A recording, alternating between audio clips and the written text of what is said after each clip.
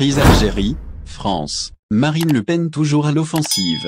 L'Algérie semble occuper une grande place dans la pré-campagne électorale pour les présidentielles en France.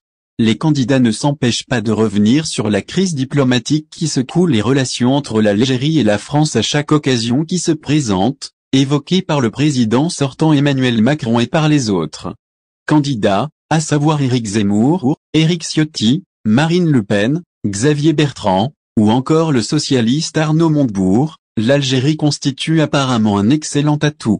Sans surprise aucune, la chef de l'extrême droite française a abordé cette question. Intervenant sur France Info, Marine Le Pen a d'emblée abordé la question concernant la décision de la France de réduire de 50% les visas accordés aux Algériens comme riposte aux autorités algériennes qui auraient refusé de reprendre les ressortissants refoulés par la France. À ce propos, elle a salué la décision de la France en affirmant que c'est la bonne méthode. Pour étayer ses propos, elle explique que l'Algérie est un grand pays qui a obtenu son indépendance, mais il faut maintenant qu'elle agisse comme une grande nation qui respecte le droit international. D'ailleurs, la présidente du Rassemblement national ajoute que ce droit international est le suivant: quand un de vos compatriotes est clandestin dans un autre pays, ce dernier a le droit de le renvoyer et l'autre pays est dans l'obligation de le récupérer.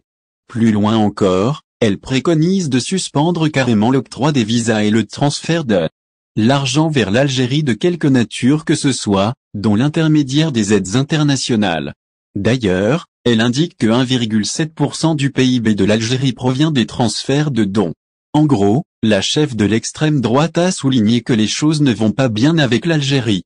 Et face à cela, l'Algérie doit respecter la France à travers le respect des décisions prises à l'encontre de ses ressortissants indésirables en France pour des raisons qui reviennent à leur présence illégale en France ou leur implication dans des crimes.